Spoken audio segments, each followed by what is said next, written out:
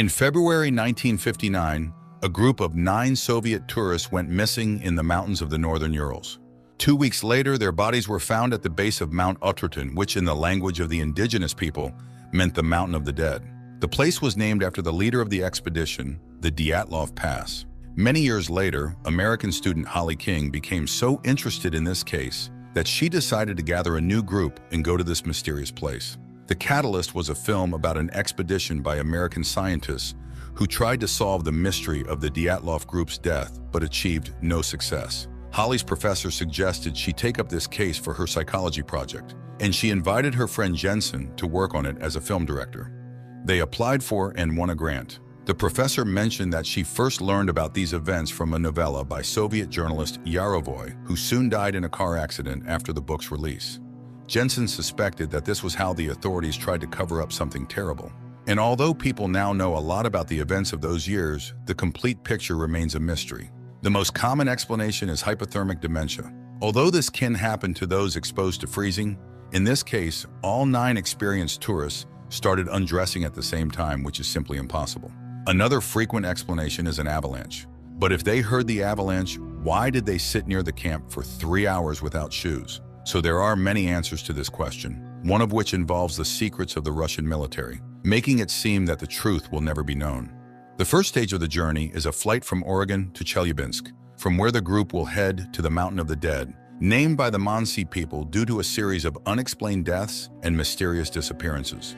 So the expedition included sound engineer Denise, climber Andy, president of the Northwest Pathfinders Association, who has conquered all the steep peaks in the USA, and his friend Hauser, who spent a whole year conquering the Himalayas. After gathering the group, the guys began to prepare, buying rations, studying maps, and training in the mountains. On January 25th, the team set off. Sometime later, news broke across all US TV channels about the disappearance of 5 Oregon students in the Ural Mountains. Rescuers managed to find their belongings, tents, backpacks, and other equipment.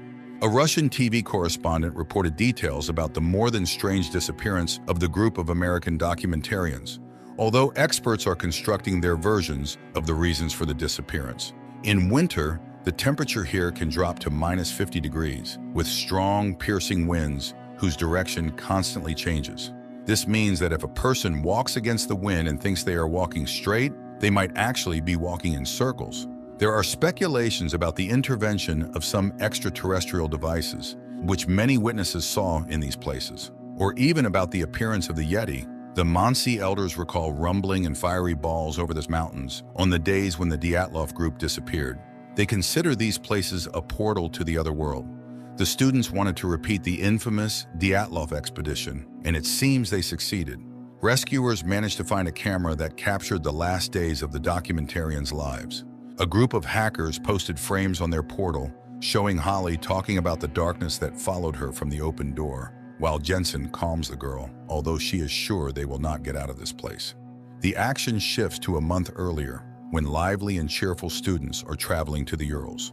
On the train, they are having fun, hoping for success and worldwide fame.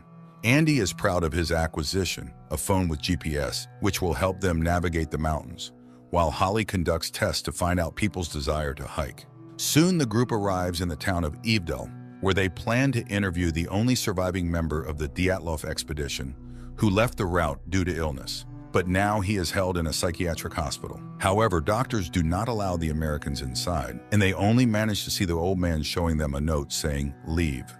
In the evening, the group goes to a local bar. The bartender pours them local moonshine and says that the Dyatlov group stopped here in 1959 and drank the same thing as the Americans. There, they meet Sergei, who speaks English and drives them to the village of Vizha, the last point before heading out on the road. The man tells them that his aunt, an English teacher, participated in the search for the Dyatlov group. She claims that in 1959, not 9 but 11 bodies were found near the Mountain of the Dead. Next to the last 2, which looked very different from the others, lay some unknown device. But none of this was mentioned in the reports. After the conversation, the guys set off on foot. At night, they stop and set up camp as the weather begins to change. Hauser prepares a camp dinner, and the guys have fun joking with each other. At night, people see strange lights in the sky and recall reports of orange flashes over the Dyatlov camp. but they decide they still won't be able to solve this mystery and go to sleep. However, in the morning, they notice numerous barefoot tracks of unusual sizes around the tents, resembling human ones. The main thing is that the tracks have no beginning or end, as if some creatures did not come to the camp but flew in. Nevertheless, they set off to explore the area. Soon the students find an abandoned meteorological station, around which the same tracks are found. And in the station's booth lies a torn-out human tongue. Denise panics and asks Holly to leave. But Jensen tells her about a past in China where animals and birds crash into cliffs and people go insane and die. It is said to happen because of the sound of the wind. Holly admits that she had a similar dream. Mountains, snow, and some door with darkness behind it. And then she heard about the Dyatlov Pass and realized that she would find out everything here. During their conversation, the camera captures two human figures running far in the background. Later, they go further and unexpectedly come to the Dyatlov Pass. Once, 9 people set up camp in this very place, had dinner, and went to sleep. But somewhere between 9 and 11 at night, something that the authorities called an unknown irresistible force forced them to leave the tent in such horror that they cut it from the inside and ran into the night, where it was minus 28 degrees. Holly marks the places where their bodies were found. The first deceased, Rustem Slobodin, Igor Dyatlov, the group's leader and the most experienced tourist. It was probably his idea to leave the tent. Zenaida Kolmogorova was closest to the camp, the only victim who resisted, as her tongue and most of her oral cavity were torn out.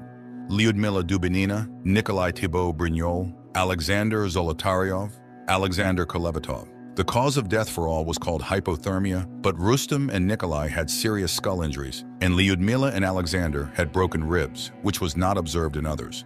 There were no signs of an attack on any of the bodies, no external injuries. Something broke the skulls of 2 men and the ribs of 2 people without leaving even bruises. Moreover, Alexander's body had a high level of radiation. But from where, and why only on him? Georgy Krivonashenko and Yuri Doroshenko, when others ran away, sat by the extinguished fire and froze to death. While Holly is conducting research, Andy is surprised that their group somehow covered 22 kilometers in one day. Everyone's watches, GPS, and even the compass stopped working. Some guys suggest leaving the mountains before it's too late, but Holly persuades them to stay and finish the film. At night, Holly notices that the Geiger counter starts signaling, and together with Jensen, they go up the slope, where they find a high but not deadly level of radiation. Unexpectedly, the students discover the entrance to a bunker closed with an iron door. Holly wants to open it, although Jensen is categorically against it, as Russian authorities did not build it here for nothing, closing something dangerous in the mountain. However, it turns out that the door is open and just a bit frozen. Holly asks Jensen not to tell the others about the discovery to avoid causing panic among the already scared team. They return to the camp and settle for the night. Around 6 a.m., a huge avalanche roars down the mountains, killing Denise, injuring Andy, and sweeping away the tents and almost all supplies. At first, everyone quarrels, trying to find the culprit of the tragedy, but gradually they realize it was an attempt on their expedition. They help Andy and try to contact the outside world somehow. Holly tells them about the bunker, which enrages Hauser since they are freezing here in the snow while it might be warm there. The students launch a signal flare and wait for help. After some time, 2 people arrive, claiming they saw the flare, but Andy does not believe them since they have no backpacks and could not have reached here so quickly. He stays to hold them back while the others are ordered to run. The strangers shoot Andy and wound Hauser. Holly, Jensen, and the wounded Hauser barely manage to get into the bunker. The strangers pursue them, but the students close the door. The Americans turn on the lighting, although it is dim and flickering. Running through the tunnels, they find a laboratory full of various devices and documents, among which are old journals with the names of people who died in the line of duty. There are also details about the famous American experiment with the teleportation of the USS Eldridge. Hauser feels unwell and stays put, as Holly promises to find an exit in return for him. The students continue on alone. Soon, Holly and Jensen find the bodies of soldiers who recently died. One of them is missing a tongue, presumably the one they found earlier at the station, but the other bodies are very old and even skeletonized. The 2 open another door, behind which they sense movement. Suddenly, under the flashlight, they see exactly the same camera they have. Moreover, it has their recordings on it. Jensen recalls the teleportation of the Eldridge, which likely happened to them too. At that time, many soldiers mutated, turning into something incomprehensible. At that moment, they hear Hauser's screams and rush to him, finding their friend being torn apart by two humanoid mutants. Noticing the newcomers, the mutants attack them. Resembling skeletons covered in skin, the mutants seem to possess the ability to teleport as they appear out of nowhere in any place. Jensen and Holly leave their friend's body, run out of the bunker, and close the door. To their surprise, the mutants do not chase after them. The survivors turn around, and instead of a snowy field, they see a fossil forming a huge round tunnel. The students realize that this is the path for the mutants' teleportation. Holly throws debris inside and sees that the passage is activated. Looking around, the couple finds drawings on the walls made by the local inhabitants and understands that they discovered this place, built by an ancient civilization once living under these mountains. Such portals can be anything, even weapons scattered around the world, which explains many great mysteries.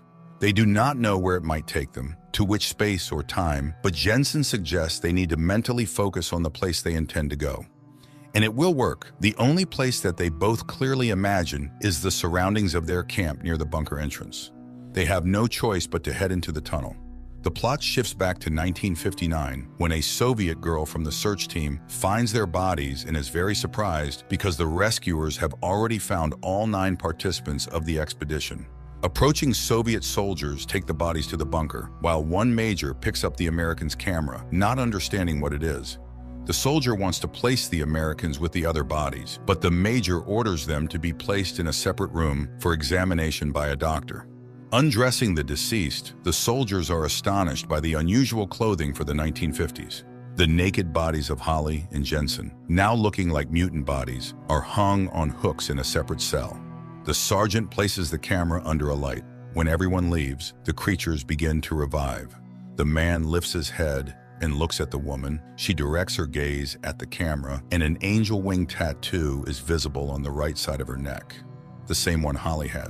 Despite some inconsistencies, the storyline adheres to most known facts, although the American-Russian creative team skillfully handled the mystified legacy of the USSR. However, the found footage effect combined with acting, special effects, and magnificent locations is good enough to ensure the thriller's watchability.